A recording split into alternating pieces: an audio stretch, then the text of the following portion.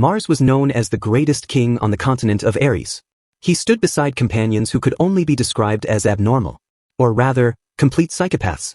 Even so, he remained undefeated until the very moment of his death. People called him the Mad King Mars. And before his final breath, he left behind these words. To be honest, I don't want to eat something that disgusting. Or so the legend says. This was where the story truly began. An attendant approached Mars carefully, carrying food prepared specifically for him. However, Mars dismissed her almost immediately. He calmly stated that he had no appetite at the moment, so she could leave. Mars was the prince of a small kingdom tucked away in a remote corner of the continent of Ares. As royalty, one would naturally assume he lived surrounded by luxurious meals and endless delicacies. But the reality was far different. At that very moment, Mars was surviving on monster meat. In order to stay alive, he had no choice but to escape the castle regularly, hunt monsters in the forest, and eat their flesh himself. It was not because the kingdom lacked food.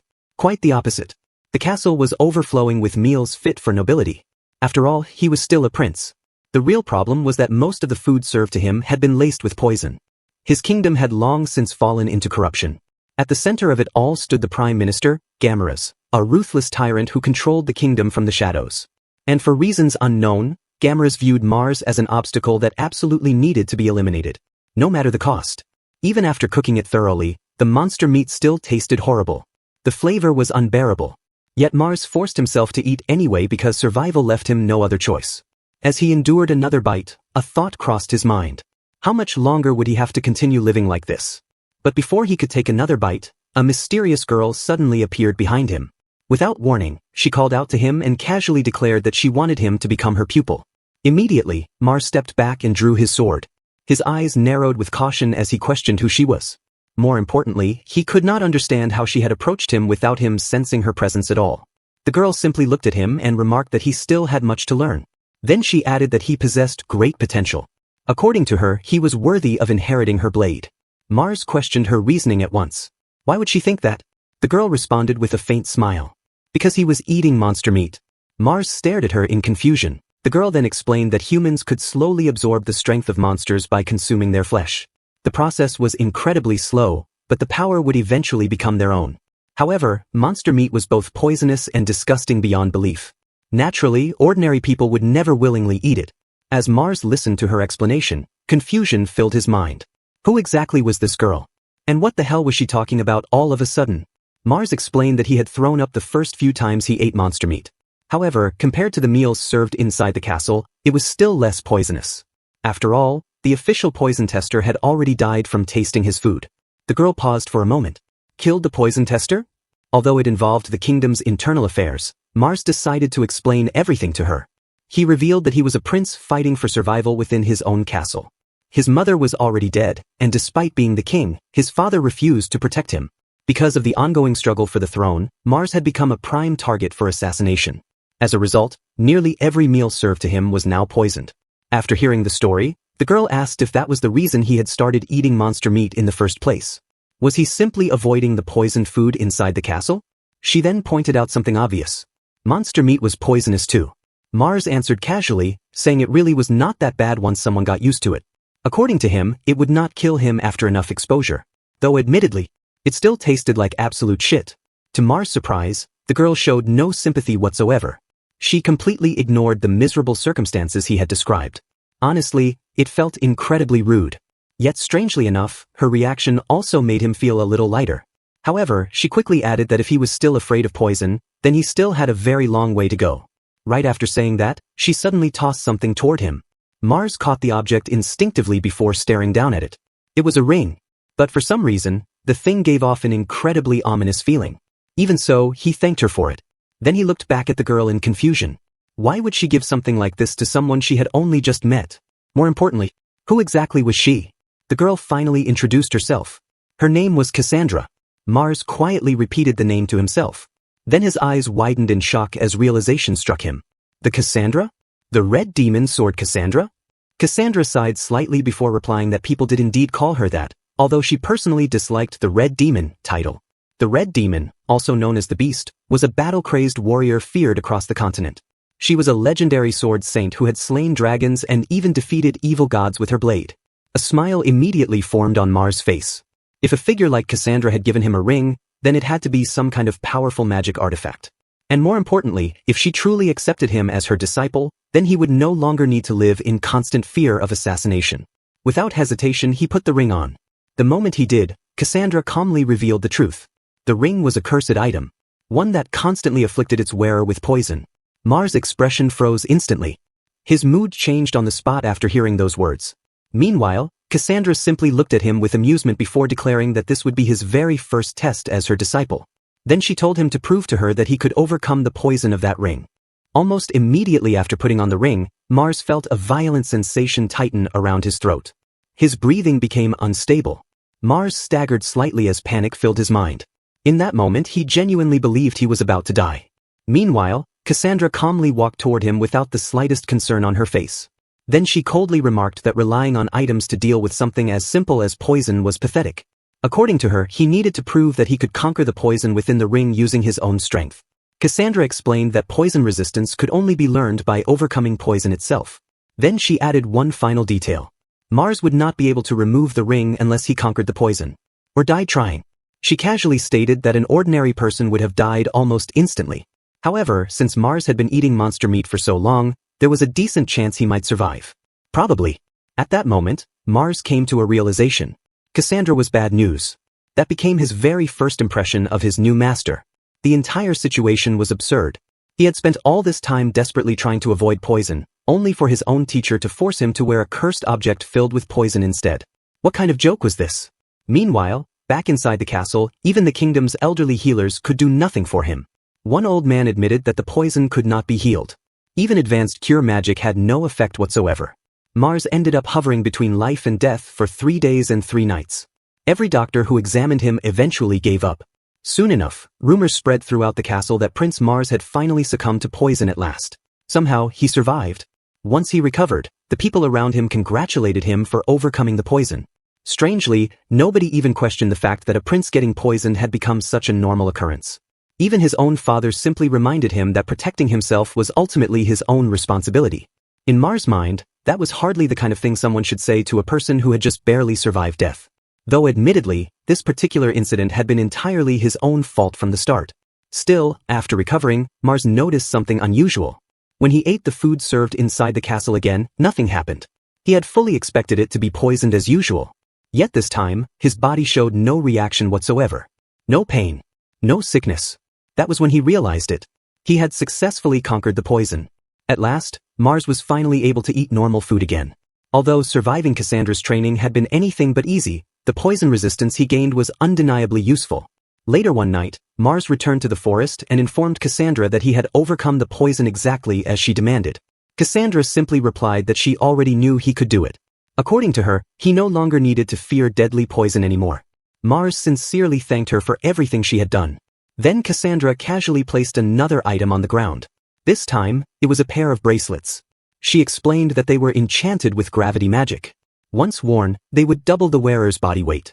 At that moment, Mars slowly began to suspect that Cassandra was genuinely trying to kill him. Apparently, the poison ring had only been the beginning of his training. Cassandra then asked whether he was still eating monster meat. Mars answered that he had stopped about a week ago. Now that poison no longer posed a threat to him, he believed there was no longer any reason to continue eating it. Then he hesitantly asked if that was somehow a bad thing. Without saying another word, Cassandra turned around and told Mars to wait there. A short while later, she returned carrying the corpse of a monster. Then, without hesitation, she tossed a chunk of its meat directly toward him.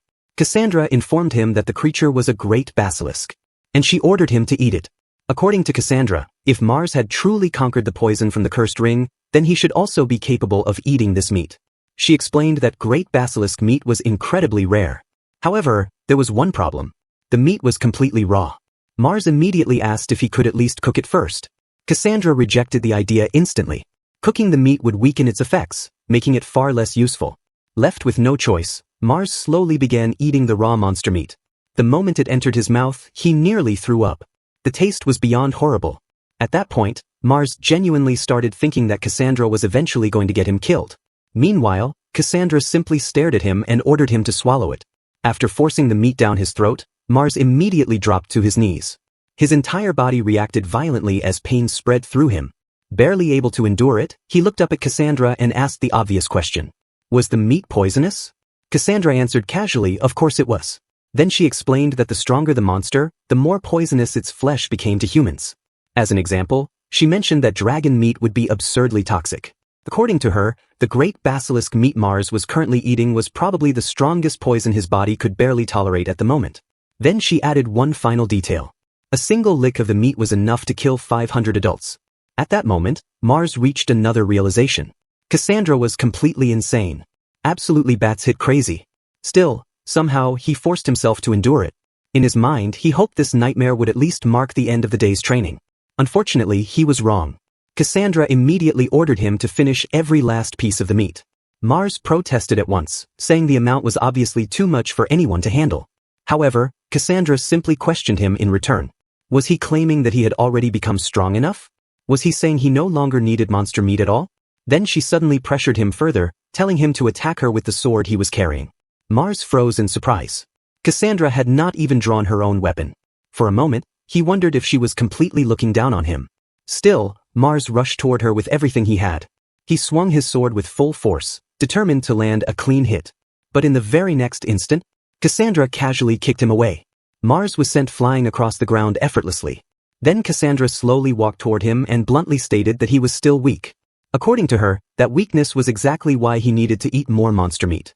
Immediately afterward, she shoved the meat directly against his mouth and forced him to continue eating it.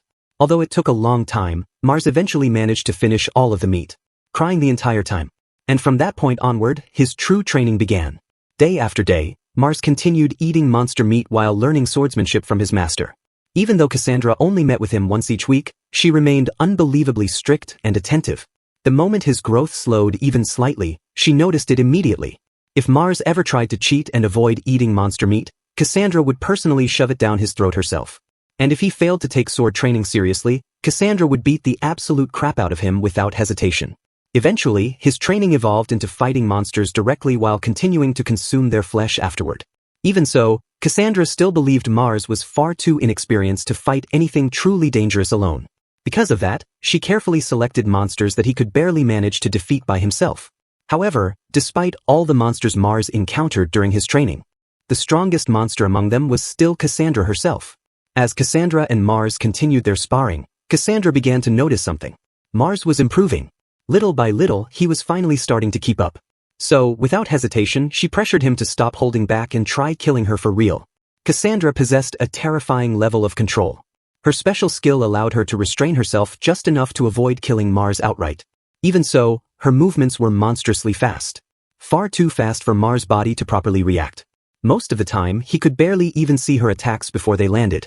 However, after 3 years of hellish training, things slowly began to change. Cassandra admitted that Mars was finally starting to get the hang of it. Through endless battles and constant brushes with death, Mars gradually learned how to sense killing intent and detect presences around him. More importantly, he learned how to avoid attacks. His survival instincts had sharpened to an extreme level, driven entirely by his desperate desire to never get hit by Cassandra again. All in all, the 3 years Mars spent with his master were nothing short of torture. Compared to fighting Cassandra or facing powerful monsters, the assassins he once feared back at the castle now felt like child's play. Then one day, Cassandra allowed Mars to face a massive wyvern descending from the skies. The monster soared overhead before diving straight toward him at terrifying speed. And in the very next moment, Mars sliced the wyvern into pieces. Cassandra was genuinely impressed. Mars had truly managed to take down a wyvern. While it was not quite as powerful as a true dragon, it was still considered an extremely dangerous monster. She praised him for doing well and admitted that he had become remarkably strong. At the same time, Cassandra noticed something else. Mars had apparently grown accustomed to eating monster meat as well. Mars casually explained that he had been eating it every single day. After all, he had no other choice. Cassandra simply pointed out that becoming stronger was a good thing. And Mars quietly agreed with her. Cassandra smiled faintly before telling Mars that she no longer had anything left to teach him. Still, before leaving, she gave him one final warning. He was to continue training without fail. Otherwise, the next time she saw him slacking off, she would kill him for real. And with only those words, the master who had trained him for the past 3 years turned around and left. Thinking about it now, Mars realized he had never once asked where Cassandra actually lived. Then again, she seemed like the type of person who wandered the world in search of strong opponents. Staying in one kingdom for 3 entire years was probably unusual for someone like her. Still, Mars understood one thing perfectly clearly. If he ever stopped training, Cassandra truly would come back to kill him. Even so, Mars remained grateful for everything he had endured. The training had made him far stronger than before. But deep down, he also understood that it still was not enough. If he wanted to survive, then he needed to become even stronger. The fragile thread he had desperately grasped in order to escape the assassins had ultimately dragged him straight into the pits of hell. Mars never could have imagined just how much his encounter with Cassandra would change his life. But whether it was to survive the assassins sent by Gamelass, endure battles against powerful monsters, or simply avoid being killed by his own master, Mars had no choice but to continue eating monster meat. It had already been some time since Cassandra disappeared. Yet even after her departure, Mars' life had not become any easier. Another assassin came after him. And just like the others, Mars killed him without much difficulty. That alone made the 10th assassin he had dealt with that month. At this point, Mars was starting to worry that the assassin industry itself might eventually run out of workers. Meanwhile, Gamelass still stubbornly continued to target his life. The reason was simple. Gamelass planned to force Mars' father to marry his daughter and produce a son. That child would then gain the right to inherit the throne. And for that plan to succeed, Mars had to disappear. Unfortunately for them, things had not gone as expected.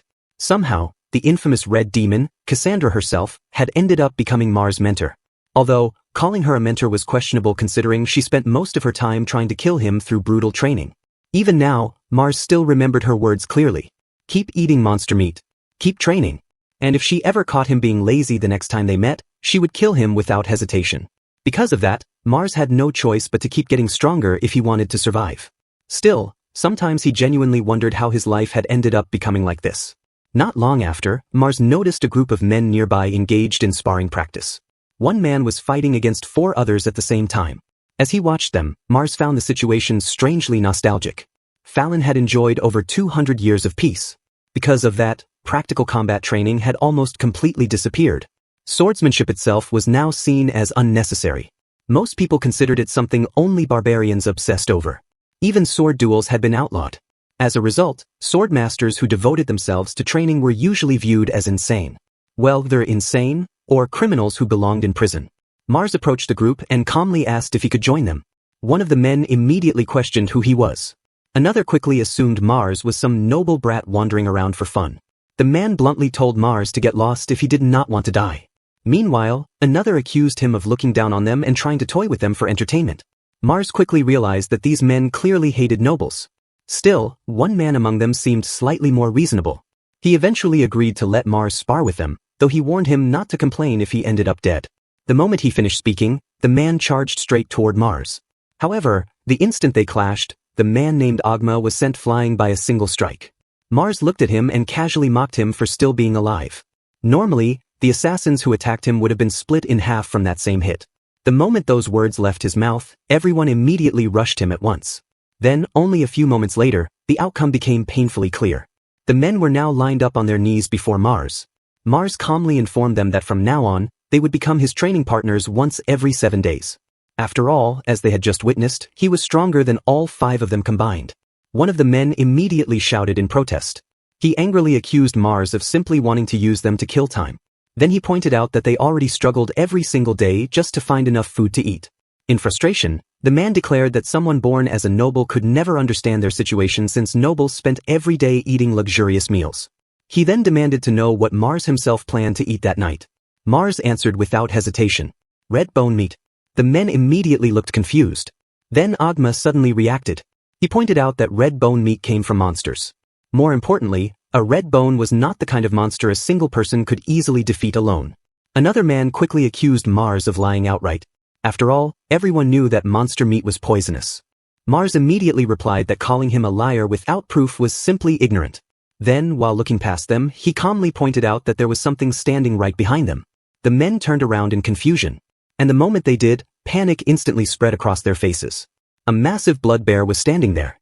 While everyone else screamed in terror, Mars merely stared at the monster and casually wondered whether it would make a decent meal for tomorrow. Then, in the next instant, he cut its head clean off. Agma could barely comprehend what he had just witnessed. To prove he was telling the truth, Mars casually began eating the monster's meat in front of them. Then he urged Agma to try some as well. Agma hesitantly took a piece. However, Mars immediately warned him to only take a small bite. If he tried to eat too much at once, he would probably die. Gathering his courage, Agma took a bite of the meat. The moment it entered his mouth, he nearly threw up. His body simply was not accustomed to eating monster meat. Agma himself had originally been born as the third son of a noble family. His parents valued etiquette and proper manners far more than swordsmanship. But Agma had always despised that way of thinking. To him, swords existed for one reason alone: to become stronger. Because of that belief, many nobles considered him a disgrace. Others simply viewed him as an idiot wasting his life chasing meaningless strength. Eventually, tired of living under those expectations, Agma hid his true identity and gathered like-minded companions around him. Together, they formed a group known as 100. 100 existed for only one purpose: the pursuit of power. Within the group, strength determined everything. Even their hierarchy was based entirely on power. That was why the title of One belonged only to the strongest among them. At present, 100 had already grown to more than 20 members. They proudly considered themselves the strongest organization in the entire country. Some of them even claimed they far surpassed the kingdom's knights, whom they mocked as little more than decorations. However, a seeker of far greater strength had suddenly appeared before them. Mars continued urging Agma to eat more monster meat. But after Agma finally managed to finish eating, Mars calmly explained that blood bear meat was still too advanced for him. First, he would need to adapt to weaker monster meat, something easier on the body, like killer rabbit. As Agma reflected on everything that had happened, he slowly realized the truth. In the end, their pride had all been a lie. Their power, their determination, their confidence, none of it compared to real strength. And despite calling themselves seekers of power, they had never truly understood what genuine power looked like until now. Then, without hesitation, Agma bowed before Mars. He declared that Mars deserved the title of number 0, the strongest above all others. Agma then stated that 100 would gladly accept his guidance and asked Mars to join them and teach them properly. Mars repeated the unfamiliar title in confusion. Number 0? Agma then explained that the name Mars stood out far too much. So instead he suggested giving him a new name: Zeros. And just like that, Mars was given the title of number 0 and the new name, Zeros. Afterward, Mars began hiding his appearance beneath a suit of armor he had discovered inside ancient ruins. Then he started regularly training alongside the members of 100. Because of that, Mars was finally able to fight using his full strength without drawing attention to his true identity. More importantly, his ability to fight against groups improved tremendously. But above everything else, there was one thing about 100 that surprised him the most. No matter how many times Mars defeated them, the members always stood back up and challenged him again until they physically collapsed. Not even the assassins sent after him had ever shown such overwhelming enthusiasm. Even though the entire situation felt strange, Mars found himself satisfied by the group's passion for strength. And just like that, another year passed. The members of 100 continued training relentlessly as always. In many ways, things were going well. Still, Mars could not help but feel that the organization was gradually heading in a very strange direction. At some point, every single member of 100 had started eating monster meat. Those capable of consuming the meat of stronger monsters were praised and admired by everyone else. Meanwhile, those who could only tolerate weaker monster meat were openly labeled weaklings. Personally, Mars did not believe a person's worth should be judged solely by something like that. Even so, as ironic as it felt, Mars realized he had never been respected this much before, not even during his time as a prince. And because of that, he carried rather mixed feelings about the entire situation. Meanwhile, inside the headquarters of Falun's Black Knights, rumors regarding 100 had already begun spreading. Commander Chrome spoke with visible disbelief in his voice. He questioned whether there truly existed a group that spent all its time fighting while eating monster meat. One of the knights confirmed the rumors immediately. According to the reports, the organization called itself 100. More concerningly, some members of the Black Knights themselves had apparently joined the group in secret. Chrome reacted in complete shock. The knight continued explaining that many civilians actually appreciated 100's activities. Since the kingdom's forces were already overwhelmed dealing with powerful monsters, people viewed 100's monster hunting as a major help. However, Commander Chrome remained deeply suspicious. Eating monster meat, drinking monster blood. To him, that sounded exactly like the behavior of some dangerous cult. And if members of his own order were involved, then he absolutely could not ignore it. Chrome immediately declared that he would personally investigate every suspicious activity connected to the organization known as 100. Furthermore, if they truly intended to spread chaos throughout the country, then the Black Knights themselves would crush them by force. Meanwhile, deep within a forest, another member of 100 was teaching newcomers how to properly hunt monsters. At the same time, he repeatedly warned them not to push themselves too hard. The man with the mohawk calmly advised the recruits to eat monster meat slowly and in small amounts until their bodies adapted. Hidden nearby, Chrome silently observed everything unfolding before him. To his surprise, the atmosphere was completely different from what he had imagined. He could not even tell who belonged to which social class. More strangely, it seemed that absolutely anyone was welcome inside 100. Before long, the man with the mohawk approached Chrome directly. After seeing his swordsmanship, the man confidently stated that Chrome would probably qualify immediately for 100's ranking battles. Then he explained the organization's most important rule. The golden rule of 100 was simple. Eat monster meat. No matter how strong someone was, if they lacked the determination to consume monster meat, they would still be viewed as weak. Then the mohawk-haired man handed Chrome a piece of monster meat and pressured him to eat it. He admitted that it tasted terrible at first, but insisted that once the body adapted, a person would unquestionably grow stronger. Chrome hesitated before asking if eating monster meat was truly necessary. But after coming this far into the investigation, he decided there was no turning back. So, he took a bite. The moment the meat touched his tongue, Chrome nearly threw up on the spot. The mohawk-haired man burst into laughter and casually admitted that he had reacted the exact same way when he first started. Meanwhile, Chrome's thoughts grew even darker. This man might already know his real identity. Worse, he could even be trying to poison him. At that moment, Chrome became fully convinced. Without a doubt, 100 was an evil cult. No sane group would willingly eat things like this.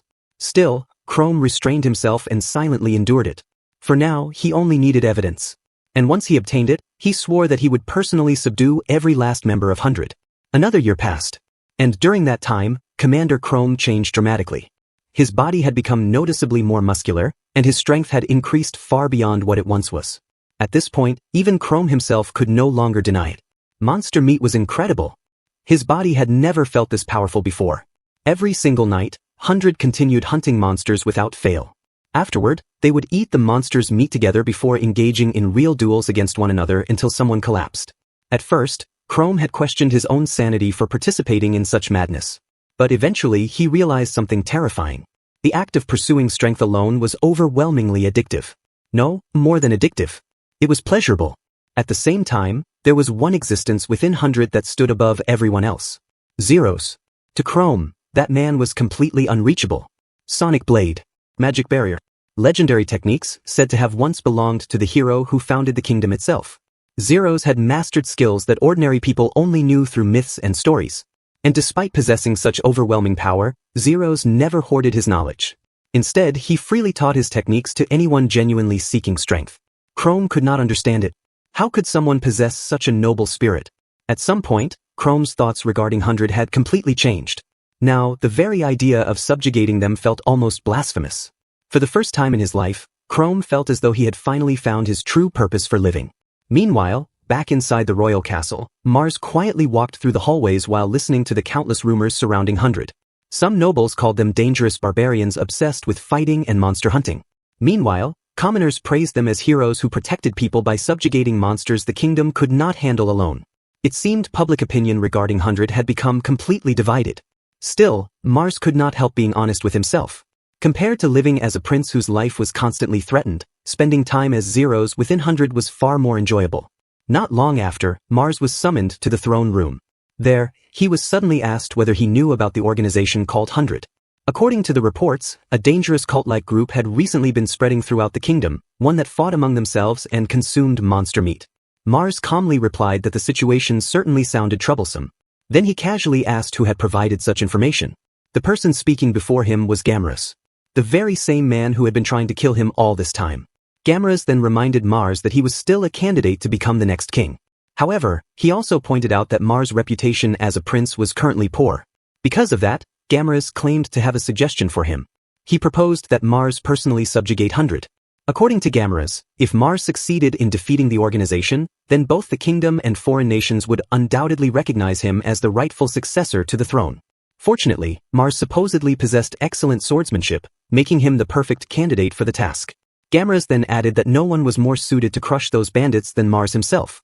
Meanwhile, Mars silently analyzed the situation in his head. 100 had already earned massive support from the common people. If he openly attacked them, his own reputation would collapse. Clearly, Gamrus intended this as a form of revenge while simultaneously pushing Mars into a politically disastrous position. What frustrated Mars even more was the fact that even his own father continued obeying Gamrus without resistance. Then Gamrus directly asked whether Mars could fulfill the mission. Mars quietly replied that he understood. He then humbly accepted the request. But internally, Mars was already thinking about how he was supposed to resolve such a ridiculous situation. After leaving the throne room, Mars continued walking through the hallways while deep in thought. Gamera's clearly intended to force him into playing the villain in order to destroy his standing. Mars fully understood that much. However, he had no intention of allowing Gamera's to manipulate him so easily. The problem was figuring out how to escape the trap. Then suddenly, Mars noticed a girl quietly sitting nearby on a chair. The girl calmly greeted him, mentioning that it had been a long time since they last met. Mars immediately became cautious. He had no idea who this girl was or how she had entered an area reserved for royalty without permission. The way she appeared almost felt like an ambush. For a moment, Mars even wondered whether she might be another assassin. Still, something about her presence felt different. Far more refined. Far more dangerous. Then the girl calmly asked whether Mars wanted to borrow her power considering the difficult position he was currently in. And immediately afterward, she addressed him by another name. Zeros. Mars' eyes widened in shock. How did she know his identity as Zeros? Still confused, Mars asked how she even knew who he was. Frau answered casually, saying she expected him to forget. Then she reminded him of something unbelievable. She was Frau, his fiancée. The word struck Mars instantly. A buried memory resurfaced in his mind. He really did have a fiancée. He quickly apologized for failing to remember her sooner. But after that, another question immediately came to him. What exactly did she mean when she called him Zeros? It was true that Mars was the leader of 100 under the name Zeros. However, he had always concealed the fact that he was also a prince. On top of that, years had passed since he last saw Frau. There should have been no possible way for her to know what had become of him. But Frau proudly revealed the truth. All this time, she had been watching over him through a crest. Through that mark, she could see everything he saw. She could even teleport directly to his location whenever she pleased. Hearing that left Mars completely stunned as he stared at the mark engraved on his wrist. Now that he thought about it, he finally remembered something from their childhood. Back then, Frau had cast a strange spell on him that resembled a birthmark. Since the mark looked cool, he never questioned it and simply ignored it. But only now did he realize the horrifying truth. For years, Frau had been monitoring his every move through that crest. At that moment, Mars understood something clearly. Frau was extremely dangerous. Frau first met Prince Mars when she was only 8 years old. Her father introduced the two of them as future fiancés. Despite being royalty, Mars seemed surprisingly ordinary. Other than his expensive clothing, there was nothing particularly special about him. Because of that, Frau initially had little interest in him. At the time, however, she had just learned a new spell involving pact marks. Wanting to test it, she used Mars as her experiment.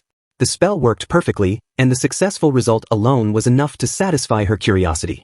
Several years later, when Mars turned 11, he nearly died from poison. Frau became interested in the poison affecting him, so she activated the contract again after not using it for a long time. But then something strange happened. For reasons she could not understand, Prince Mars suddenly began acting abnormally. He started eating monster meat. That development made things far more interesting.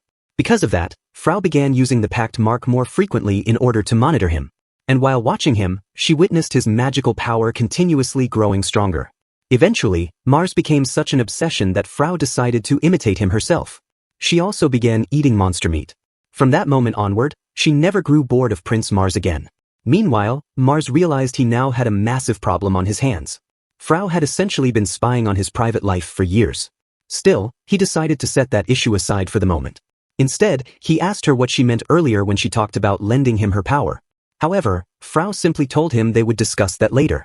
Meanwhile, back at Hundred's base, Chrome and Warren were present. Even now, it still felt difficult to believe that 2 of the 4 Night Order leaders from the Red and Black Kingdoms had actually joined Hundred. Within Falun, there existed 4 major Night Orders. The White Knights were tasked with protecting the king and the kingdom's most influential nobles. Meanwhile, the Blue Knights were responsible for guarding the royal capital itself.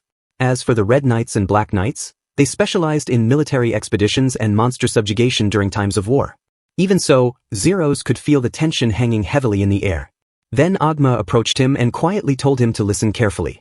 According to the information he received, the kingdom had apparently decided to annihilate Hundred entirely. And leading that mission were none other than Chrome, commander of the Black Knights, and Warren, commander of the Red Knights. Zeros immediately realized that the information had spread far too quickly. Because of that, he calmly stated that they would simply leave the country regarding the matter. However, Warren suddenly stepped forward and called for everyone's attention. He firmly declared that both he and Chrome, along with the Red Knight Order and the Black Knight Order, had already decided to support Hundred until the very end. Furthermore, they were prepared to accept whatever decision Zeros made from this point onward. Hearing that, Zeros became confused by what Warren meant when he said, "until the end." Then Chrome spoke up. He declared that no justice remained within the Rotten Kingdom anymore. According to him, if the Black Knights and Red Knights united with 100, their combined military strength would become overwhelming. And as long as Zeros continued to lead them, they still had a real chance to win this rebellion. At that moment, Zeros finally understood the situation. They were not planning to run away at all. Instead, they intended to betray their own kingdom and start a civil war. Honestly, Mars wanted nothing to do with something as troublesome as a rebellion. In his mind, escaping to another country and living freely sounded far more appealing than participating in a war against his homeland. Then Mars realized there was only one way to stop their misunderstanding. Once they saw his true identity, they would surely abandon such reckless ideas. Without hesitation, he revealed his true face before everyone. The entire room fell into shock. They instantly recognized him. The true identity of Zeros, the leader of 100, was none other than Prince Mars himself. Mars gave a faint smile, believing they would finally understand now. As the Prince of Falun, there was no way he could possibly rebel against his own kingdom. Chrome, however, seemed to understand something entirely different. Addressing him respectfully as Prince Mars, Chrome explained that he had perfectly understood the thoughts Mars had been conveying all along. According to Chrome, Prince Mars did not desire a rebellion. Instead, what he wanted was a legitimate war. Exactly. This would not be treated as rebellion at all. Filled with enthusiasm, Chrome boldly declared that this would become a rightful battle to place Prince Mars on the throne as the kingdom's successor. In Chrome's eyes, justice itself was already on their side. Meanwhile, Mars could only think to himself that regardless of whether he was a prince or not, starting a war against his own country still did not feel right to him. But the others became even more convinced after learning the truth. One member loudly proclaimed that Prince Mars had clearly been preparing for this moment for years. According to them, that was the very reason he gathered and strengthened 100 in the first place. Mars silently denied the accusation in his mind. He never built 100 for the sake of rebellion. Besides, he could not even understand how things had escalated this far. Originally, he had only gathered a small group of people, yet somehow their numbers had already surpassed 1,000 despite still being called 100. Realizing the situation was spiraling out of control, Mars decided he first needed to calm everyone down. More importantly, he had to make them understand reality. Mars then pointed out the obvious problem. Even if they possessed a powerful army, the royal castle itself remained completely impenetrable. Then he directly asked them a serious question. Did they truly believe they even had a chance of defeating the kingdom in battle? At that moment, the sound of approaching footsteps echoed through the area. Then a voice pointed out that the kingdom's forces were not limited to only the White Knights and the Blue Knights. There was still the Magic Division to consider as well. But before anyone could react further, Frau calmly declared that the Magic Division would stand as allies of Prince Mars. Mars was completely caught off guard by her sudden appearance. Meanwhile, Chrome burst into laughter and told Mars there was no need to test their resolve anymore. According to him, Miss Frau had already explained everything to them beforehand. Then Chrome revealed something many members of 100 likely did not know yet. Frau carried the title, Frau the Empress of Thunder. She was the central force of the Magic Corps and one of the kingdom's most important pillars of defense. Without hesitation, Frau announced that she personally would take control of the Magic Division's forces. The moment those words were spoken, the members of 100 erupted with excitement, shouting that victory was now guaranteed. Mars, however, remained completely confused by the situation. In his mind, he recalled Frau mentioning earlier that she would lend him her strength. But now he realized something terrifying. From the very beginning, these people were planning to fight instead of flee.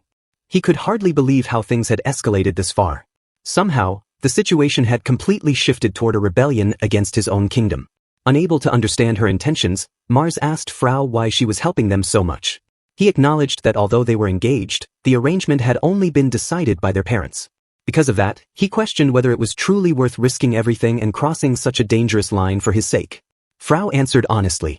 She admitted that up until now, she had never truly acted like his fiancé. That was precisely why she intended to become a proper fiancé from this moment onward. Then she revealed the truth behind her overwhelming magical power. The reason she had grown strong enough to earn the title Empress of Thunder was because she copied Mars and began eating monster meat herself. It was true that she initially had no interest in him whatsoever. But now, things were different. At this point, she could no longer even imagine breaking off their engagement. To Frau, Mars was endlessly fascinating. A man who constantly lived on the edge of death was simply too interesting for her to look away from. Frau then gently told Mars that she wanted to continue watching over him from now on. And more than anything, she was genuinely happy to have him as her fiancé. Hearing all of that only made the members of 100 even more excited. One of them loudly screamed that their victory was now completely certain. After all, they possessed Chrome, commander of the Black Knights; Warren, commander of the Red Knights; Frau, the Empress of Thunder; Agma, the entirety of 100. And above all else, their leader Zeros, whose true identity was Prince Mars himself. With that level of strength gathered together, they believed they could wipe out every corrupt noble within the kingdom. Mars, meanwhile, could only stand there in silence. At this point, there was nothing he could do to stop the momentum anymore. The group before him had become an unstoppable force, and every single one of them seemed fully prepared to launch a rebellion against the country. Objectively speaking, their chances of victory were undeniably high. But in Mars's mind, one thought continued to bother him more than anything else. Somehow, the story had already started moving toward a path where he would eventually have to fight. And more importantly, since when had he ever shown even the slightest interest in taking the throne? Chrome declared that they were fully prepared to sacrifice their lives for him. In his eyes, Prince Mars was the rightful heir to the kingdom of Falun. At the same time, the other members began shouting passionately in the name of justice, declaring that their rebellion would absolutely succeed. Hearing those words caused Mars to reflect on the situation that brought him here. Back when he received the order to destroy 100, he had only been left with two choices: either flee from the kingdom or rebel against it. At this point, there was no turning back anymore. The truth was simple. Mars never wanted to start a rebellion. He had no desire for the throne either. More than anything else, he simply did not want to die. For most of his life, he survived alone without anyone standing beside him. But now, countless people were willing to fight for his sake. Their trust and expectations weighed heavily on him to the point where he could no longer reject them. Meanwhile, Frau quietly realized that Mars had now become a genuine threat to the kingdom itself. Yet for some reason, that only made her unable to look away from him even more. Then Frau told him directly that they would make sure this rebellion succeeded. And above all else, she wanted to fight alongside him. Eventually, the day arrived when 100 would finally move to overturn the kingdom. As preparations continued, one of the knights standing behind Mars noticed the tension on his face. The knight respectfully referred to him as Your Majesty, before asking whether he was nervous since this would be his first real battle. The knight then reassured him that the commanders of the Black Knights and Red Knights would handle the fighting themselves. According to him, Mars's noble duty was simply to defeat Zeros, the supposed leader of 100. And if he failed to do even that, the consequences would be disastrous. The White Knights mainly consisted of noble-born children. In other words, they were essentially Gamera's close allies. Rather than protecting Mars, they were far more likely to betray him. In fact, they deliberately pushed him toward the battlefield, secretly hoping he would die during the conflict. Not long after, Chrome and Warren approached Mars and asked whether he was prepared to advance. Then Chrome politely requested a brief moment of his time before the battle began. However, the commander of the White Knights immediately interrupted them and ordered the two commanders to wait. He insisted that they should not address the prince so casually. Besides, according to him, there was no reason for someone of royal blood to involve himself directly with a group like 100. But then the White Knight commander suddenly froze in shock. The Black Knights and Red Knights had arrived in full force. Even so, the commander looked down on 100 with complete disdain. To him, they were nothing more than commoners pretending to be knights. Treating people like them as equals was shameful in his eyes, and he believed the knight orders themselves had already fallen into disgrace. Meanwhile, Mars noticed how enthusiastic Chrome and Warren seemed about the upcoming battle. Realizing there was no escaping the situation anymore, he strengthened his resolve. Then Mars stepped forward and addressed the entire army before him. He boldly declared that their true enemies were all gathered within the capital itself. The White Knight commander was immediately shocked by that statement. Confused, he questioned Mars and reminded him that 100 was supposed to be the enemy. But in the very next moment, Mars swung his sword. With a single flawless strike, he cut down the White Knight commander instantly. The members of 100 were left completely amazed by the sight before them. The swordsmanship had been masterful. A magnificent strike executed with absolute precision. Then, Mars turned to another White Knight. He calmly pointed out that no matter how the battle ended, the knight had every intention of killing him afterward anyway. The White Knight froze in shock. He never expected Mars to see through him so easily. But Mars simply said it was obvious from the beginning. Before the knight could even react further, Chrome stepped forward and sliced his head clean off. Then Chrome coldly remarked that at this point, nothing surprised him anymore. Meanwhile, another White Knight immediately dropped to his knees and begged for mercy. He swore that he would never dare attempt an assassination. Desperately, he explained that none of this had been their own decision. They had merely followed the orders of the deputy commander. However, Chrome looked down on him with disgust. He called the man a pathetic excuse for a white knight.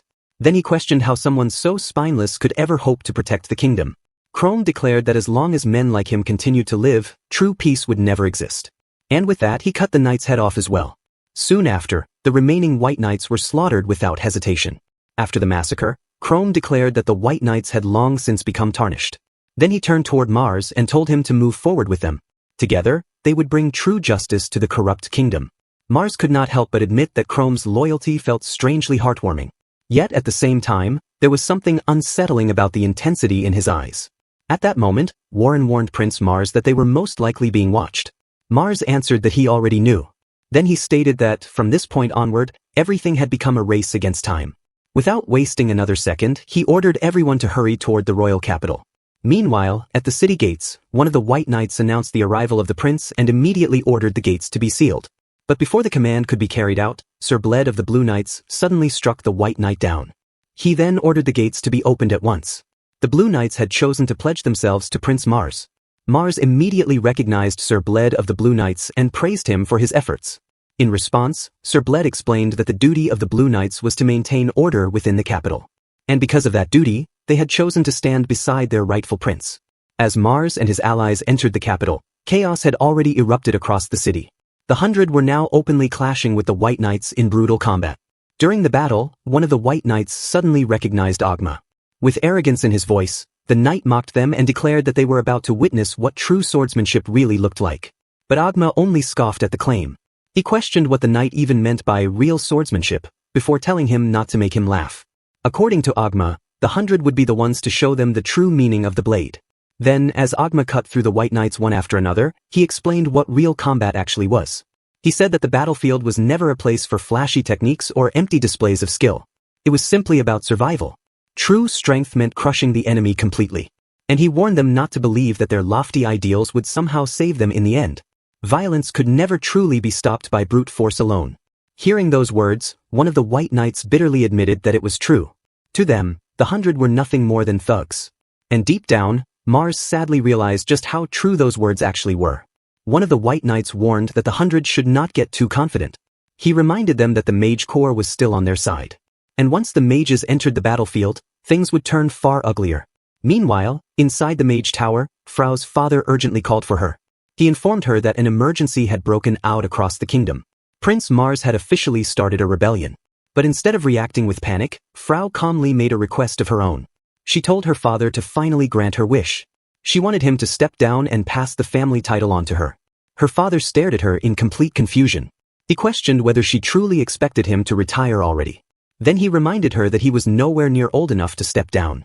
More importantly, he insisted that a woman could never become the head of the family in the first place. In response, Frau quietly began preparing a spell.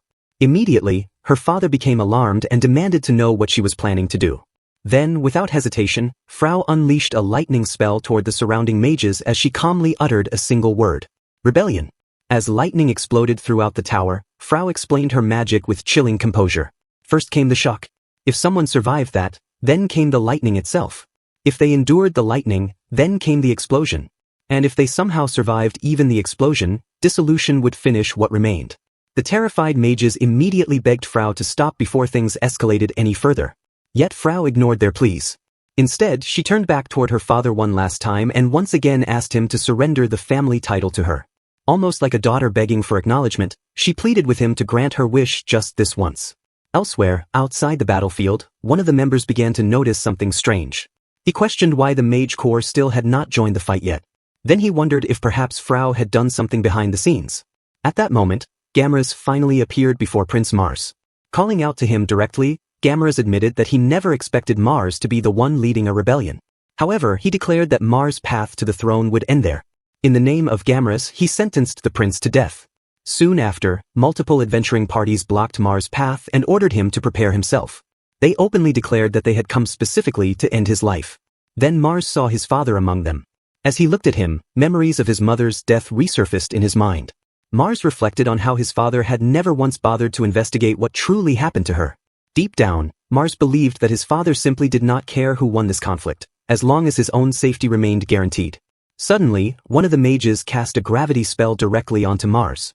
Yet despite the immense pressure, Mars remained completely calm. Gamera's confidently explained that Mars would no longer be able to move now that magic had restrained him. He admitted that Mars' sudden rebellion had caught him by surprise, but he had already prepared for this scenario in advance. Not only that, he had even hired A-rank adventurers to ensure victory. According to Gamera's, reinforcements would soon surround Mars completely. And once that happened, the rebellion would finally come to an end. However, Gamera's had overlooked one critical detail. Mars was still wearing the gravity bracelet Cassandra had once given him. And because of that, Mars simply walked forward as if the spell meant nothing at all. One of the adventurers stared in disbelief as Mars continued moving forward. He could not understand how Mars had escaped the gravity spell so easily. To him, it looked as though the magic was not working at all. But Mars calmly explained that the gravity magic was functioning perfectly fine. The only difference was that he had already grown used to enduring that level of pressure. Then suddenly, something exploded high above them. One of the adventurers immediately recognized the attack and shouted that it was the power of a poison lizard. He warned Mars that paralysis would soon spread through his body. However, Mars merely recognized the creature and casually remarked that its meat tasted disgusting. The adventurer could hardly believe what he had just heard. In complete shock, he asked Mars if he had actually eaten a poison lizard before. After all, the creature itself was practically made of pure poison. At that moment, another adventurer rushed toward Mars and declared that he had to be bluffing. But the instant he attacked, Mars countered with a single strike. In the next second, the adventurer's body was sliced clean in half. The surrounding A-rank adventurers froze in horror. None of them could process how one of their own had been killed so effortlessly with a single blow. One of the party members immediately turned toward the healer and desperately asked if their comrade could still be saved. But the healer looked at the corpse and bluntly answered that, at this point, they would need a necromancer rather than a healer. Meanwhile, Mars calmly apologized. He admitted that it had been a long time since he fought without wearing his bracelet, so he had accidentally lost control of his strength. The remaining adventurers quickly launched another assault. Several daggers were thrown toward Mars at once while one of the members shouted orders to the others. Mika was told to prepare an attack spell. Luida was ordered to provide support. And Chad was instructed to distract Mars directly. Yet Mars remained completely unfazed. As another adventurer charged toward him, Mars unleashed a sonic blade in response. The impact was devastating. The approaching adventurer was instantly cut in half as well. Once again, someone screamed for the healer to save him. But the healer could only respond in frustration, saying that not even she could fix injuries like that. Only a saint would be capable of healing such wounds. At that point, the remaining members finally lost their composure. Filled with anger, one of the mages unleashed blazing crimson flames toward Mars. As the spell activated, she cried out for her fire to descend upon the enemy and burn everything in its path. Even then, Mars showed no fear. He calmly admitted that this particular attack was not something he could block directly. But before the flames could reach him, a magical barrier suddenly appeared and completely stopped the spell in its tracks. The entire party stood frozen in shock. The mage herself collapsed to her knees in disbelief. That had been her strongest spell. Yet the barrier before Mars had effortlessly nullified it. To her knowledge, only high-level monsters were capable of creating magic barriers powerful enough to stop attacks like that. Meanwhile, Mars simply smiled to himself. Watching everyone stare at him in complete disbelief felt strangely satisfying. After all, he had mastered that skill through countless battles against demon apes. He had continued eating their meat over and over again until he finally perfected the ability. Then, as Mars slowly continued walking forward, he calmly told everyone to step aside. Because despite everything, he still had no intention of killing them. Even after witnessing Mars' overwhelming strength, the party leader still stepped forward and blocked his path. Mars calmly told him to run away while he still had the chance. If he left now, Mars would spare his life. But the party leader only grew angrier at those words. He demanded that Mars stop mocking them. Then he declared that there was no way they could simply walk away after watching their comrades get slaughtered before their eyes. Proudly, he reminded Mars that he was an A-rank adventurer. The moment he finished speaking, he swung his sword directly at Mars. Mars instantly blocked the attack. Soon, the two exchanged blows repeatedly in a rapid clash of swords. As the battle continued, Mars realized that the party leader was genuinely skilled. In fact, among everyone present, he might actually stand a chance against him in a fair duel. Then Mars abruptly changed his approach. Instead of striking with his sword, he delivered a powerful kick straight into the party leader's body. The impact launched the adventurer violently into a nearby wall. Lying there in disbelief, the party leader could not comprehend what had just happened. All of that power had come from a single kick. Confused, he asked Mars whether he was truly a swordsman at all, or perhaps actually a monk. Mars simply explained that his master always fought that way. So naturally he ended up fighting the same way too. After dealing with the adventurer, Mars finally turned his attention toward Gamera's. Calmly, he pointed out that Gamera's was now the only one left standing. For the first time, genuine fear appeared on Gamera's face. As he stared at Mars, his thoughts drifted back through the years, wondering how everything had come to this point. He truly believed that he had devoted his entire heart and soul to the kingdom. Everything he had done was for the sake of its people. 15 years earlier, the kingdom had fallen into complete chaos. According to Gamera's, the former queen had been responsible for that disorder. To save the nation, he had convinced the king to carry out a coup. Since then, Gamera's had worked tirelessly alongside the nobles to stabilize the country. Little by little, he improved the kingdom while carefully keeping the nobility under control. Every decision he made was for the prosperity of the people and the future of the realm. To govern such a complicated nation, Gamera's believed that one had to accept both good and evil alike. Only by balancing both sides could true stability exist.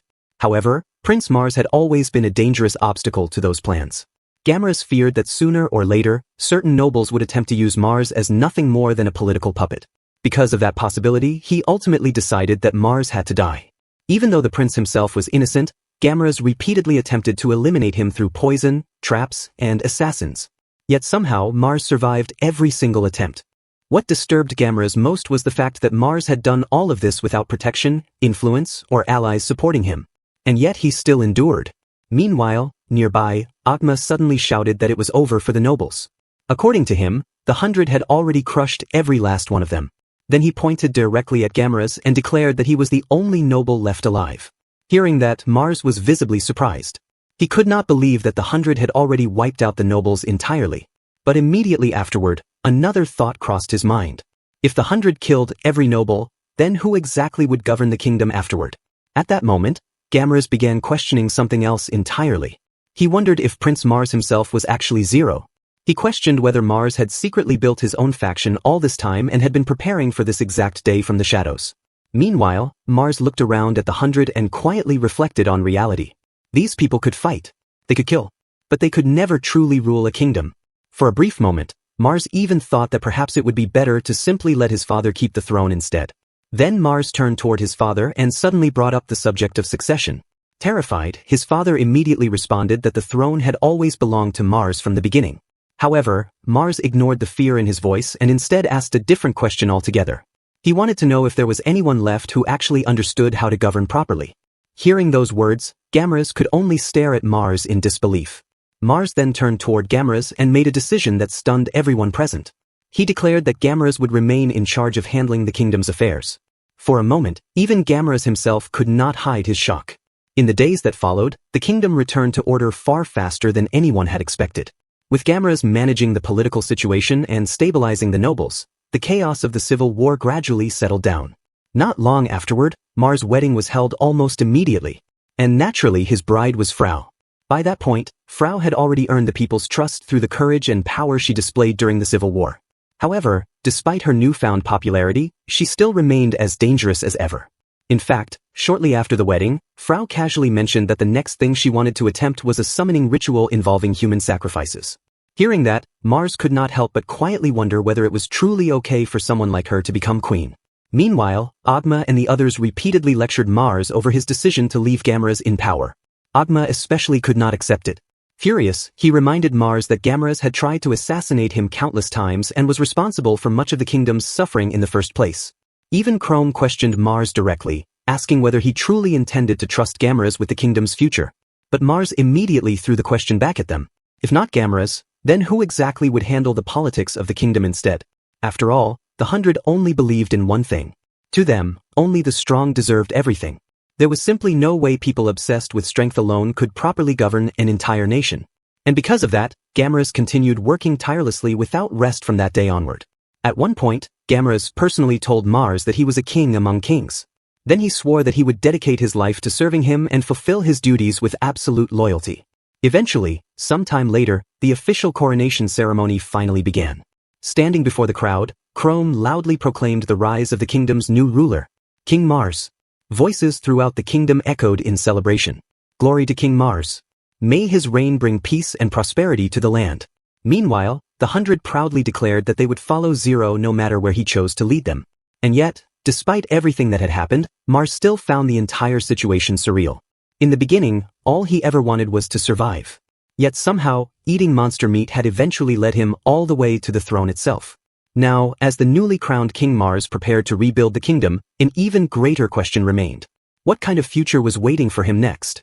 After some time, Agma approached Luida, the cleric healer, and asked her to tend to a cleanly severed arm. Luida froze at the gruesome sight. Even so, after some time had passed, she successfully reattached the arm.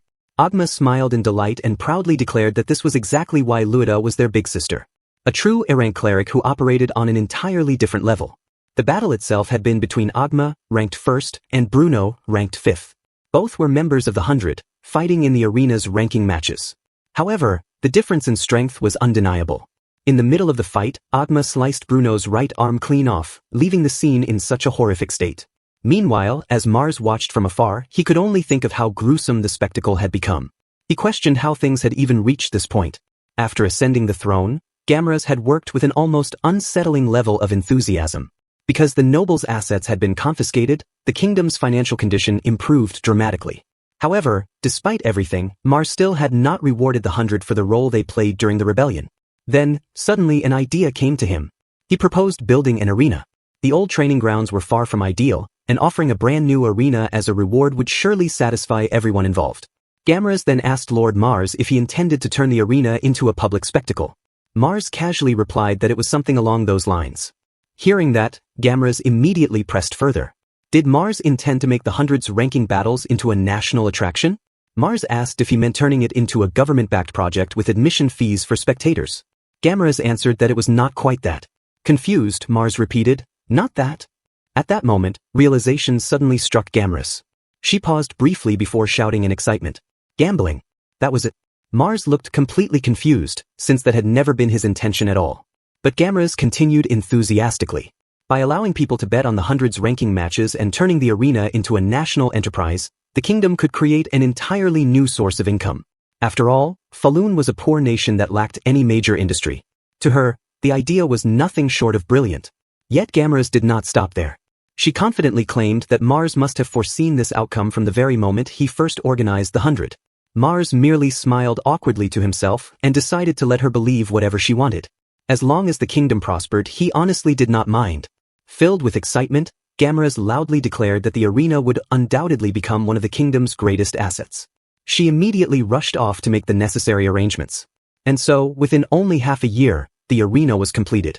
Thanks to the rise of gambling and the massive popularity of the matches, the kingdom's revenue eventually more than doubled.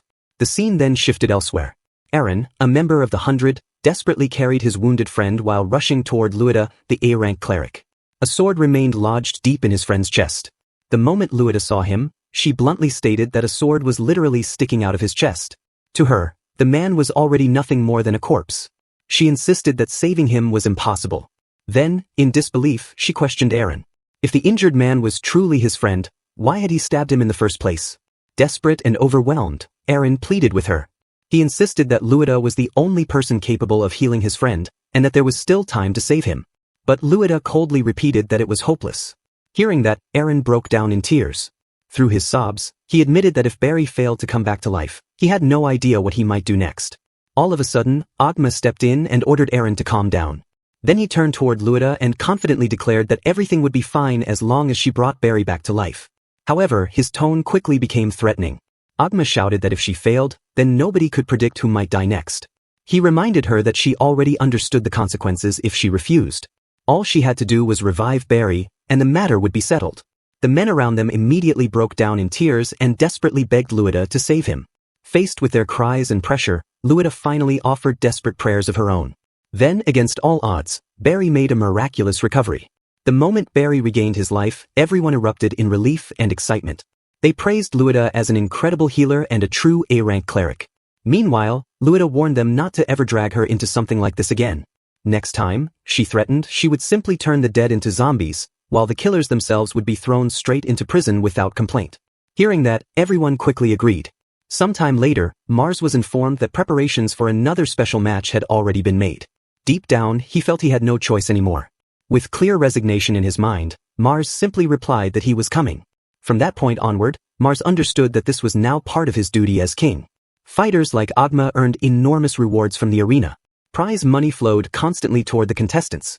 They fought before roaring crowds, gained fame throughout the kingdom, and became figures admired by everyone. These days, the hundreds rankers were treated like celebrities, possessing wealth, prestige, and influence. And against those very rankers, Mars fought 10 matches every single day. Before the battle began, Agma enthusiastically told Mars to show everyone his true strength once again. He even requested that Mars remove his armlets, just like he had done during the rebellion. The truth was, Mars had been endlessly harassed for special matches. Because of that, he once proposed a solution. If someone won a ranking match, they would earn the right to challenge him afterward in a special match. At first, Mars believed it was a clever idea. He thought he could settle everyone's dissatisfaction all at once by crushing them personally. Unfortunately, things did not turn out the way he expected. Warren proudly declared that he had already earned his 5th special match. Aaron then boasted that he was already on his 7th. Meanwhile, Agma casually revealed that he had participated in 100 matches without missing even a single one. Listening to all of them, Mars internally screamed for them to stop challenging him over and over again. More than anything, he wished they would finally learn some restraint. Without hesitation, Agma and Warren immediately charged toward Mars, loudly declaring that today would finally be the day they defeated him. Agma passionately shouted that they would never give up. No matter how many times they were knocked down, they would always stand back up again. At that point, Mars could only think of them as zombies. As the crowd surrounded him, deafening cheers echoed throughout the arena. People endlessly shouted his name. Meanwhile, Mars could only question why it always had to be him. He had been forced to fight these special matches nearly every single day, despite everyone else receiving 5 full days of rest. Then there was Gamrus. Mars honestly began to wonder whether the man had once been some kind of gladiator slave himself. Whenever the king participated in special matches, the audience became significantly larger. Because of that, Gamrus constantly encouraged him to continue as often as possible. No matter how many times Mars defeated them, the challengers kept returning for more. The main reason for that was Luida, the cleric healer. Mars originally hired her simply to heal injuries, but he never imagined it would evolve into such a nightmare. Honestly, Mars wanted to complain directly to Gamrus. However, Gamrus had already pushed himself far beyond exhaustion, growing thinner while tirelessly working for the sake of the kingdom. Seeing that, Mars simply could not bring himself to criticize him. Before long, another victory was declared for King Mars. With that, the day's ranking matches finally came to an end. However, Mars knew the real hell would only begin afterward. Elsewhere, Luida nervously muttered prayers to herself while casting detoxification magic. Trembling, she repeatedly chanted for a cleansing wind to purge the poison from her body. At the same time, she could not help but question why she was even eating poisoned food in the first place while constantly forcing herself to detoxify it. Meanwhile, in another dining room, Mars casually asked Gamrus whether the rumors about killer rabbits nearing extinction were actually true. Gamrus calmly confirmed it. Apparently, the creatures had almost completely vanished from the territory. Hearing that, Mars admitted he had never heard of monsters going extinct before. In his understanding, monsters were supposed to spawn endlessly. Because of that, he speculated that perhaps they had simply been driven out of the territory rather than truly wiped out. However, Gamrus added another troubling detail. Recently, even dragons had begun avoiding the kingdom's skies altogether. The reason was simple. The 100 competed aggressively to hunt dragons for their valuable meat. On top of that, Frau's mage corps had also joined the hunts using powerful magic. After hearing that dragons were actively fleeing the territory, Mars could only wonder what kind of death trap the kingdom was slowly becoming. Even so, he cautiously pointed out that having fewer monsters should technically be a good thing. Killer rabbits, in particular, had once damaged crops and attacked innocent residents. Unfortunately, Gamrus explained that the situation was not so simple. Meat from monsters stronger than killer rabbits was highly poisonous to people who were not accustomed to it. Because of that, newer recruits within the 100 struggled to adapt. Deep down, Mars could only think of one obvious solution. Stop eating it. The meat was poisonous and disgusting, so he genuinely could not understand why anyone would willingly consume it. He openly admitted that he would rather eat something that actually tasted good. Then, half-jokingly, he suggested that if they loved killer rabbit meat so much, they should simply raise the creatures themselves. The moment he said that, Gamrus immediately focused on the idea. He repeated the word raise, while staring at Mars in disbelief. To him, casually ignoring common sense and proposing something so absurd only made Mars seem even more brilliant. At that point, Mars internally panicked. Gamrus was clearly taking the suggestion seriously. If they actually started breeding monsters for food, every neighboring nation would probably think they had completely lost their minds. Mars quickly tried to correct the misunderstanding, insisting that he never meant raising them for food. However, Gamera's misunderstood once again and asked if the monsters were meant for entertainment instead. Completely baffled, Mars could only wonder how Gamera's constantly arrived at such bizarre conclusions. He immediately denied that idea as well. But then Gamera's suddenly reached yet another conclusion. Perhaps, he suggested, breeding monsters was merely the first step toward incorporating them into the kingdom's military power. Hearing that, Mars' eyes widened in shock. Meanwhile, Gamera's grew even more impressed. He proudly explained that the northern kingdoms already raised dragons and trained dragon riders. Following that same example, Falun could strengthen its military forces by utilizing monsters as well. At that moment, Mars could only stare in disbelief. Breeding monsters for war? He genuinely began wondering whether he had somehow become a demon lord without realizing it. Still, Gamera's continued enthusiastically. Whether for meat, entertainment, or military purposes, breeding monsters clearly possessed enormous potential. Difficult as the project might be, he believed it was absolutely worth attempting. Mars desperately tried to object, repeatedly insisting that this was not what he meant at all. Yet suddenly he noticed something strange. His voice no longer worked. Confused, Mars slowly turned behind him. Standing there was Frau. Because Mars and Frau were connected through a contract seal, she must have overheard the entire conversation before teleporting directly to his location. And judging from the strange magic she was casting, there was no doubt she was the one preventing him from speaking. Mars immediately asked Frau whether she truly wanted to breed monsters. Frau simply responded with a quiet hum of approval. At that point, Mars immediately surrendered. He calmly stated that preparations would begin at once. Deep down, he already understood there was no point resisting anymore. Once Frau became interested in something, stopping her was impossible. Worse still, trying to suppress her obsession would only cause her to lash out violently later. And that would become a disaster for everyone involved. Thus, plans for breeding monsters for military purposes officially began. Little did Mars realize at the time, the relentless monster hunting carried out by everyone in the kingdom would eventually lead to a catastrophe far greater than any of them expected. Within the kingdom of Falun, plans for the mass production of monsters had officially begun. At the very least, Frau seemed genuinely happy about it. Even so, Mars still could not understand whether turning monsters into military power was truly necessary. After all, Falun was nothing more than a small and remote kingdom. No nation would realistically bother invading it in the first place. Deep down, Mars could only wish for a way to escape all of this somehow. Perhaps the 100 could even replace him during those exhausting special matches. Nearby, Chrome suddenly called out to King Mars and asked him to take a look at a matching gravity bracelet he had prepared specifically for him. Excitedly, Chrome explained that by wearing the bracelet, he could feel just a little closer to Mars himself. Hearing that, Mars could only stare in confusion. To him, the item looked nothing more than a prisoner's shackle. Originally, those bracelets had been created to prevent criminals from escaping by infusing them with intense gravity magic. In fact, committing crimes in certain countries could earn someone one of those bracelets for free. And somehow, these very same people were supposed to be the kingdom's elite soldiers. Then again, Mars admitted to himself that he was hardly in a position to judge anyone else. Not long after, Frau approached Mars with a gift of her own. It was another bracelet. Calmly, Frau explained that she personally created it. Furthermore, enchanting the bracelet with gravity 5 times magic had apparently been extremely difficult. The moment Mars heard that, he nearly froze. Gravity multiplied 5 times was no joke. That level of magic had to be absurdly advanced. Mars immediately insisted that his current bracelet, the one with gravity multiplied only 3 times, was already more than enough. Anything beyond that would absolutely interfere with normal daily life. However, Frau suddenly looked at him seriously and quietly mentioned one name. Cassandra. Then she reminded Mars that he continued wearing bracelets given to him by Cassandra and other women. Instantly, terror filled Mars' face. Because of the contract sigil connecting them, Frau constantly observed him from afar. When it came to Mars, she saw through nearly everything. Even the existence of Cassandra, Mars' master, had already been discovered by her. In fact, Frau was the only person who knew the truth. The poison ring and the gravity bracelet Mars currently wore had definitely been gifts from his master. Yet honestly, their effects were absolutely terrible. Even so, Mars could not help but think that Frau's jealousy was strangely cute. Still, he truly wished she would stop competing with other women in such terrifying ways.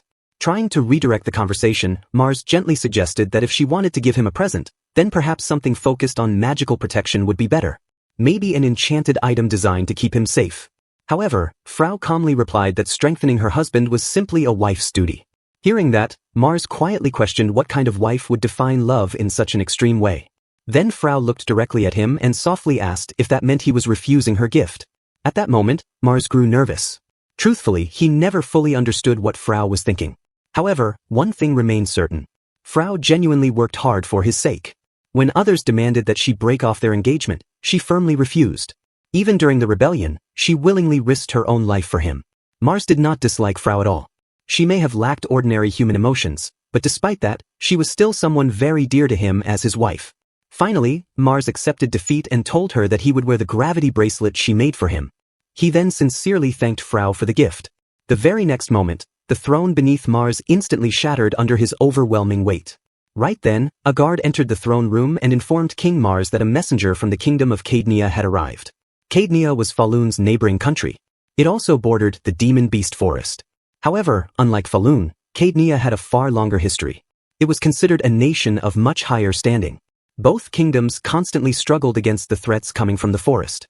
Because of that, maintaining diplomatic relations should have been beneficial for both sides.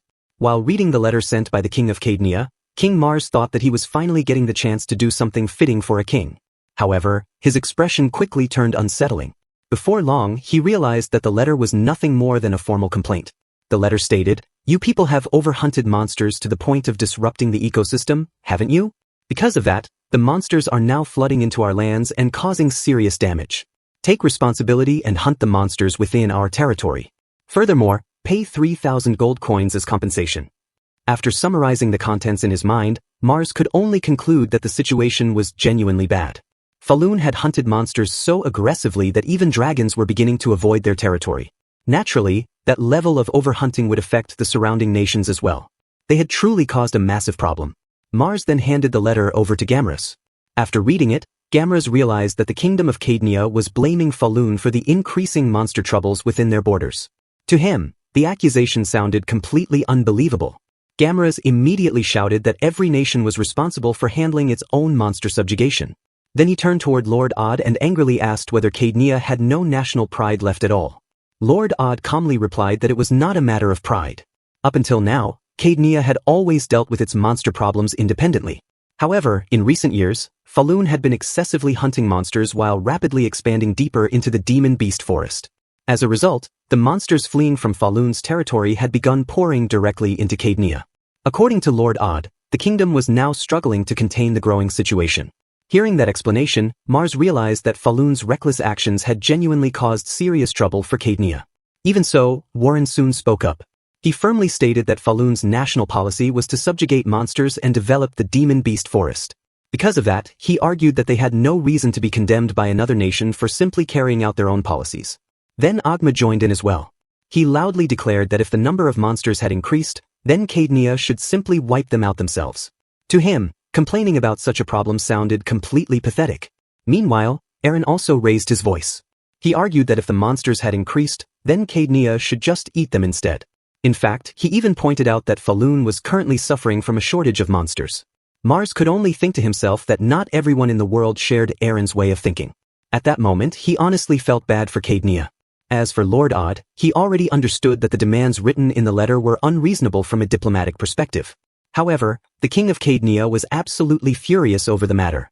As a diplomat, Lord Odd had no choice but to present those demands directly to Falun. More than anything else, he simply wanted to return home as quickly as possible. Being around King Mars was far too terrifying for him. Lord Odd looked toward Mars. In response, Mars simply smiled at him. Yet the expression on his face immediately became unsettling. At first glance, Lord Odd thought King Mars looked like nothing more than an ordinary noble. However, he had already heard countless rumors about the man. According to those stories, Mars had once been a delinquent prince who had nearly been disinherited from the royal family. Then, after realizing he was about to lose his claim to the throne, he took on the name Mars, gathered a band of outlaws around him, and launched a rebellion. The nobles who opposed him were slaughtered without mercy. To Lord Odd, it painted the image of a truly terrifying man. And the rumors did not end there. Supposedly, Mars forced his own subordinates to eat the poisonous flesh of monsters as a way to test their loyalty. Then, after ascending the throne, he built an arena where he forced his followers to fight one another. As for Mars' goal behind all of it, the answer was simple: gambling revenue and pure entertainment. In Lord Odd's eyes, Mars was nothing less than a true mad king. Because of that, he believed there was absolutely no way Mars would ever agree to Cadnia's ridiculous demands. Gamras immediately shouted that the request was completely out of the question and declared that the matter was already settled. However, before anyone else could speak, King Mars calmly announced that Falun would comply with Cadenia's request. The entire room fell into shock. Mars himself saw no real issue with the decision. His kingdom was filled with people who were constantly eager to hunt monsters anyway. On top of that, the arena was already bringing in enormous profits. More importantly, maintaining good relations with neighboring countries was simply the smarter choice. Even so, Chrome was visibly stunned. He urged King Mars to reconsider, warning that if Falun accepted such demands, other nations would begin looking down on them. Mars understood what Chrome was trying to say. In negotiations, appearing too soft could become dangerous. However, the truth remained that Falun had caused the problem in the first place. Besides that, Mars also had his own personal reasons for agreeing. To Mars, this was the perfect opportunity to take Frau on a trip to another country. Mars then declared that preparations for the expedition would begin immediately and continue over the next month. He ordered Black Knight's Captain Chrome to assist Cadenia with monster subjugation efforts during that time. Chrome immediately answered, "Yes, sir." Then a moment later, he froze in confusion. Mars then turned toward Lord Odd and asked whether such an arrangement would be acceptable. He explained that Falun's forces would inevitably enter Cadenian territory during the monster subjugation efforts and asked whether that would pose any issue.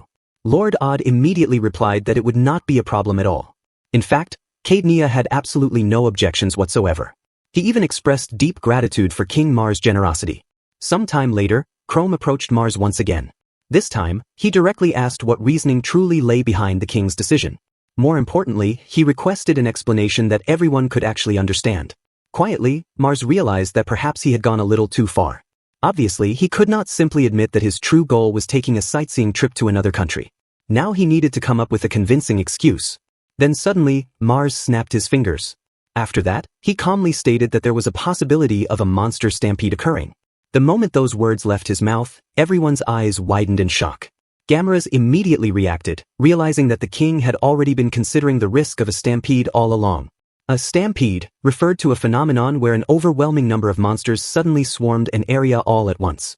Although the exact cause remained unknown, excessive monster hunting was believed to be one of the possible triggers. And right now, monster activity within Cadenia was steadily increasing.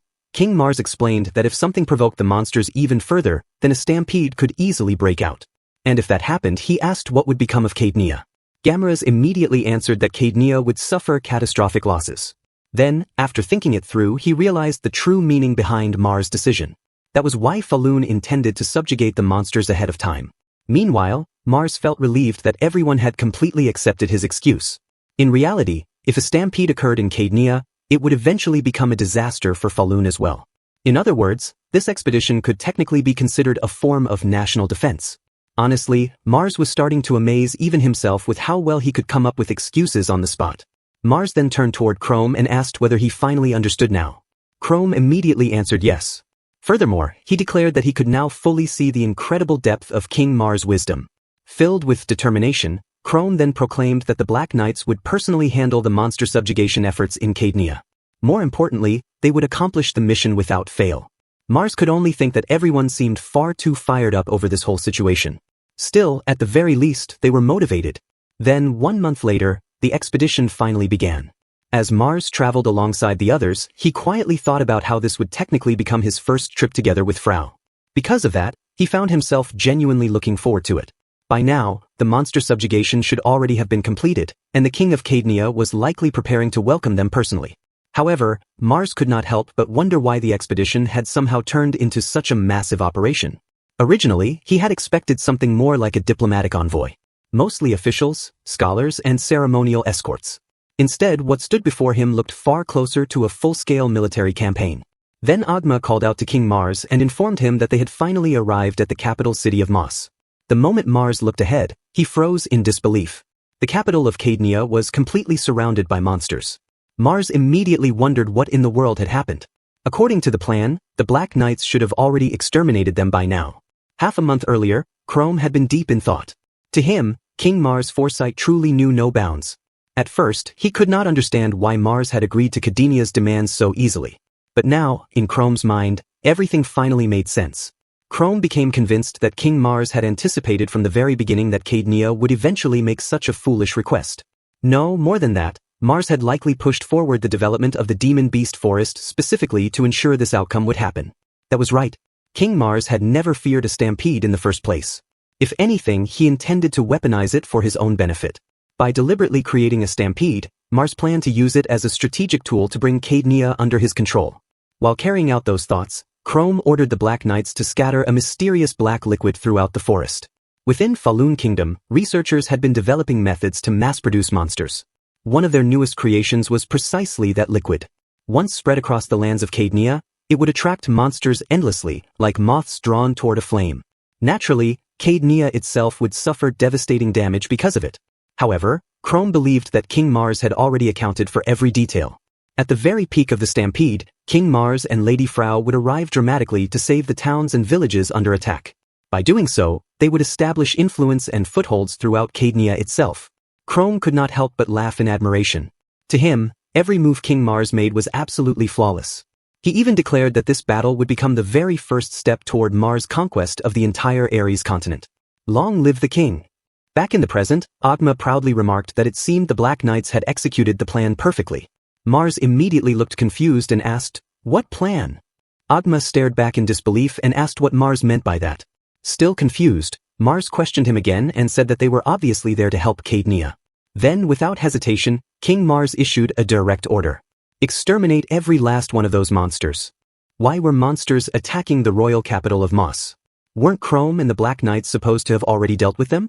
No matter the reason, there was only one thing left to do now. They had to wipe out every last monster.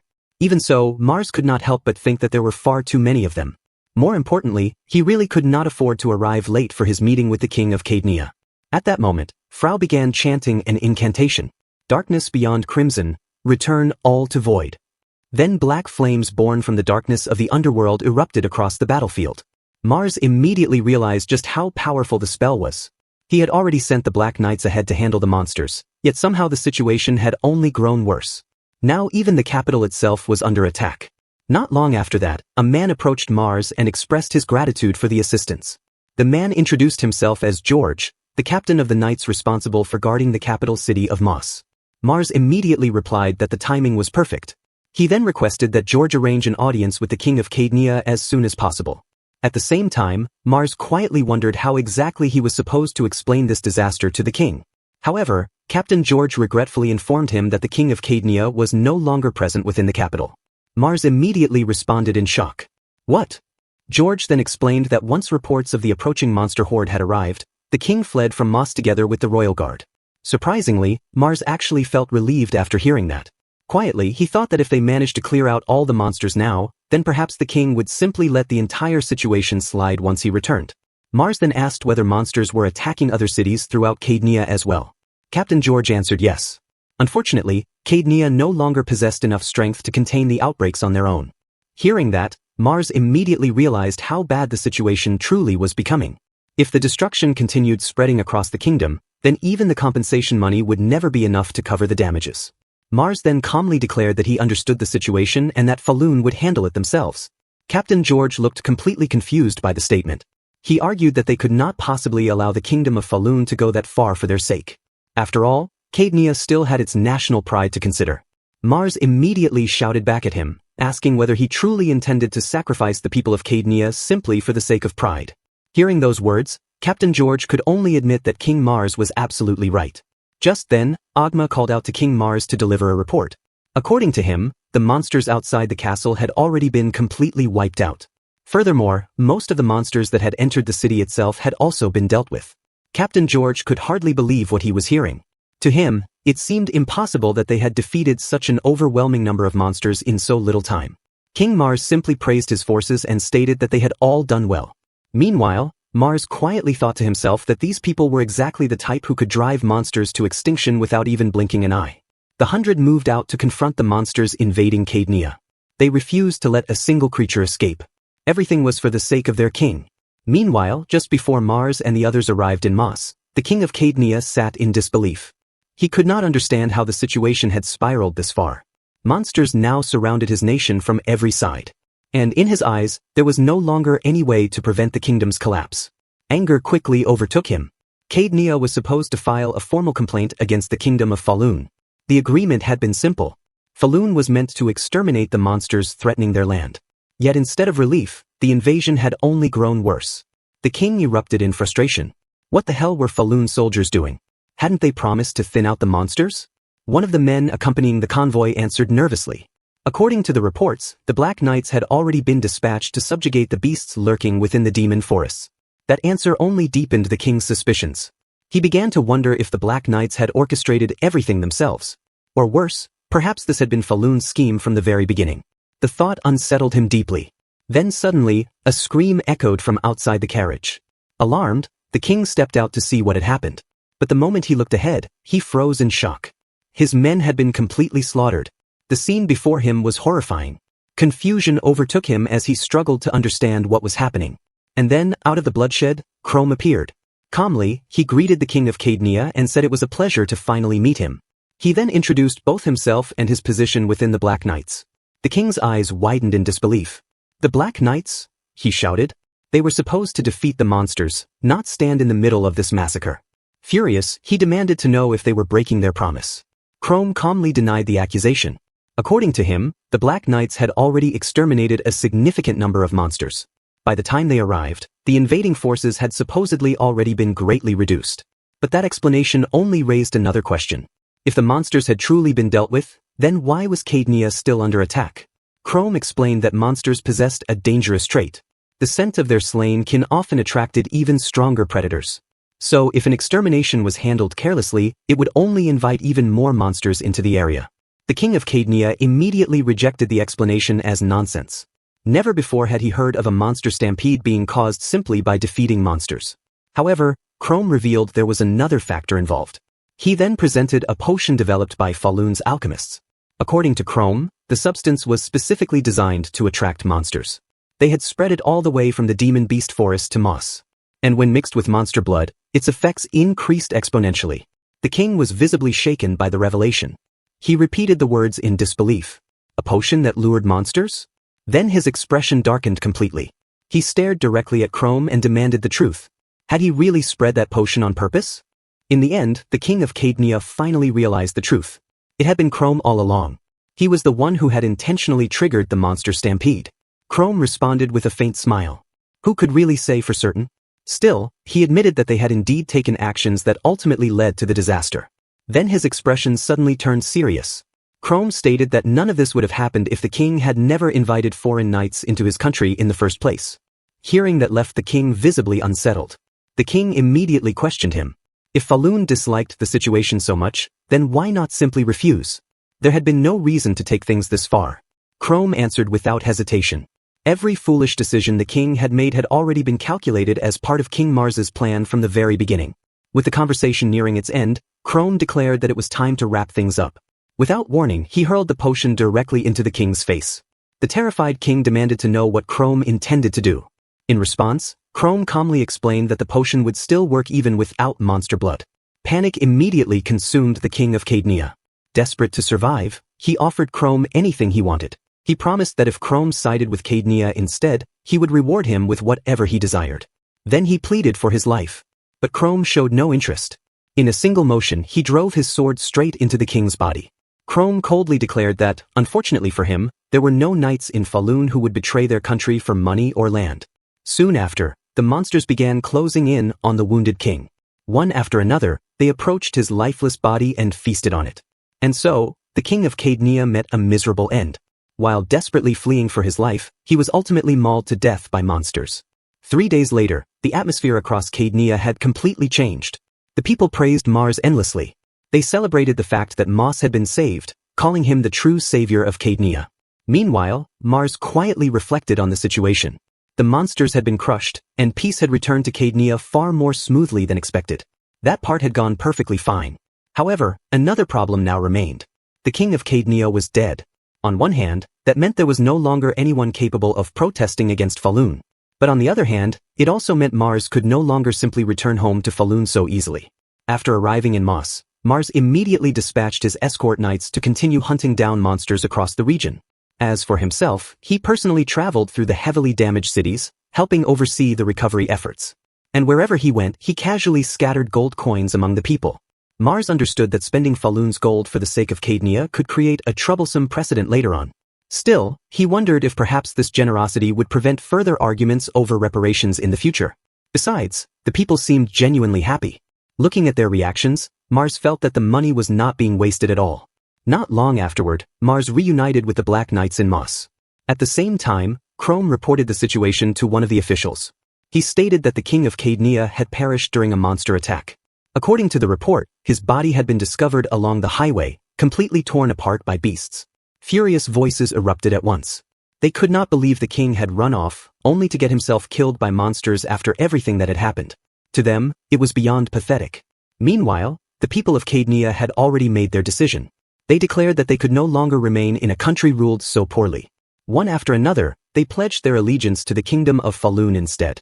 Hearing those words left Mars completely shocked. The citizens then turned toward Mars with gratitude. They thanked him for saving their lives during the disaster. They also thanked him for the gold he had distributed among the suffering people. Not long after, Captain George approached King Mars and respectfully asked if he could have a word with him. According to George, the Princess of Cadnea wished to meet with Mars personally. He explained that Princess Rubis had remained inside the castle throughout the entire crisis. Unlike the others, she never fled. Captain George then relayed the princess's exact words. She had supposedly been moved by the stories of King Mars rescuing the people of Cadnea. Because of that, she very much wished to meet him herself. Mars calmly agreed to the meeting. However, Captain George added one more condition. Princess Rubis wanted the meeting to remain strictly confidential. She specifically requested a private dinner with Mars alone. George then asked whether that arrangement would be acceptable. Mars answered that he did not mind. Yet, a brief hesitation crossed his thoughts. Even if the meeting remained secret from everyone else, Frau would still hear everything through the contract mark anyway. Elsewhere, Princess Rubis quietly reflected on the future of Cadnea. The royal family had completely lost the people's trust. The king had died in disgrace. And now, the citizens openly worshipped Mars, a foreign king from another nation. They praised him as the ruler who showered the disaster zones with gold. Naturally, that generosity had won over the hearts of the people.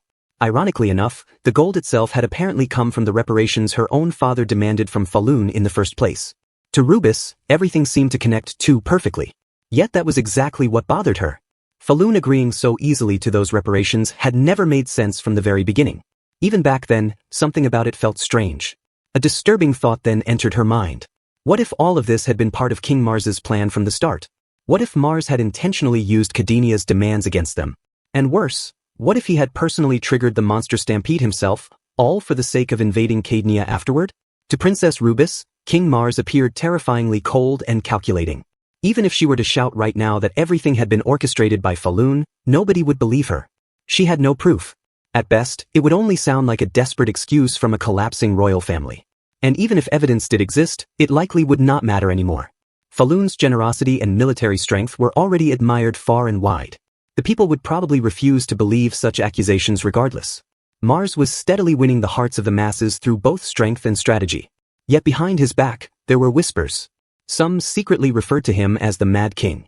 And to Rubis, that title felt completely justified. He was dangerous. Princess Rubis could not stop thinking about the future. If King Mars truly took control of Cadnea, then what kind of tragedy would eventually follow? Perhaps she was the only person capable of seeing the danger clearly right now. And because she was the princess of this kingdom, she believed it was her duty to act for the sake of her nation and its people. In the end, Princess Rubis reached a single conclusion. She declared that she would personally take King Mars's life.